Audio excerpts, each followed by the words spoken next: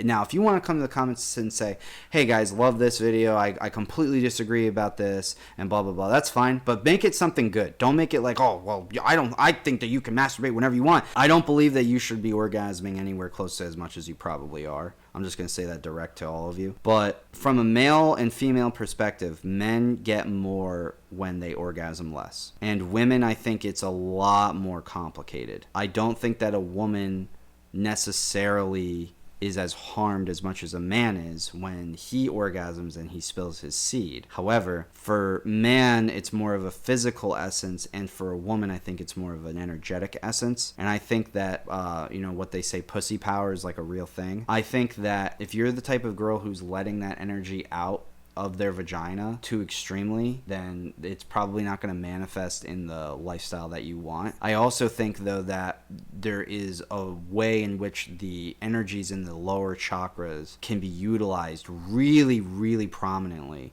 with a female's body, because we get a lot of comments from the women asking about orgasms and if they're good or bad. I think that the fact that the nerves are in the lower part of the body for a woman mean that basically you have to be super careful with who you're having sex with and what you're doing. I think that a lot of really woke spiritual women know this, or they've learned this through experience. Basically, the female body can be used for healing, and really should be used for healing, but it's not being used for healing today. I don't recommend that men masturbate too often. I also don't recommend that women masturbate too often either. I think that sex is supposed to be something that's harnessed through somebody else's body. However, with that being said, if you don't have a partner, then, most people are going to do whatever they're going to do anyway. All that I ask is that you don't do it when it is your sacred secretion time. If you want to do it any other time, go for it. I'm not going to tell you what to do. I don't recommend doing it really at all. I think that you should have special times and moments with a partner, and that is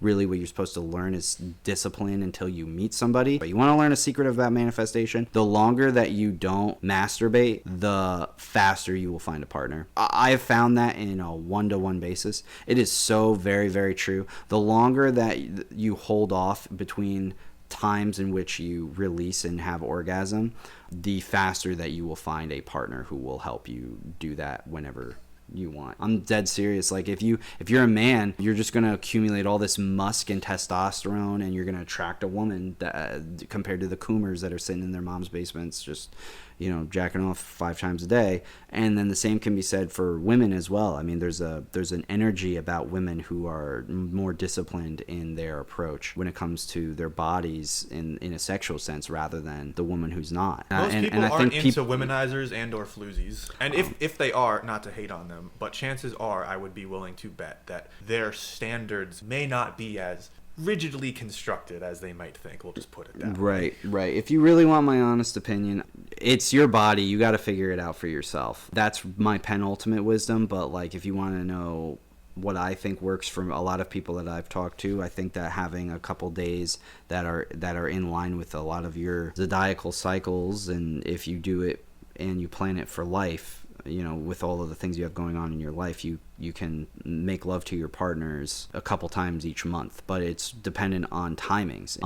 For all the guys saying, hey, what happens if I have a wet dream? Just ignore the fact that you had a wet dream during your day or during your subconscious, or maybe even right before you sleep. You might be having too many thoughts that are programming you to be sexually active, like late at night when you're dreaming, and that can cause wet dreams. But I'll tell you, since I've been doing Sacred Secretion, wet dreams basically go away the more that you focus on Sacred Secretion, you work on it. There's a lot that goes into sex as well, sexual appetite, but mainly a lot of it is just timings and disciplinary actions for yourself. If you want to do whatever, you can do whatever. We're not trying to make it a habit where we have this wisdom to the point where we have it perfected. What we're doing is we're bringing forth the wisdoms of everything that works for other people who are really spiritually gifted and tapped in with this wisdom. So we're trying to find and unlock the higher purposes of what really is the truth, what really works best for everybody. Thank you so much for watching.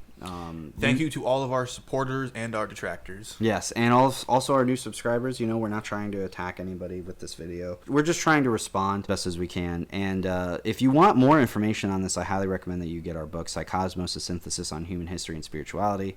that is going to be a bulk of the information and the research that we've done on the Sacred Secretion, and you can read about all of the things that we talked about in that book as well.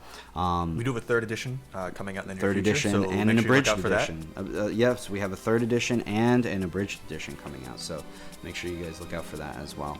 But lots of love to you guys, many blessings. We hope that you guys are doing great.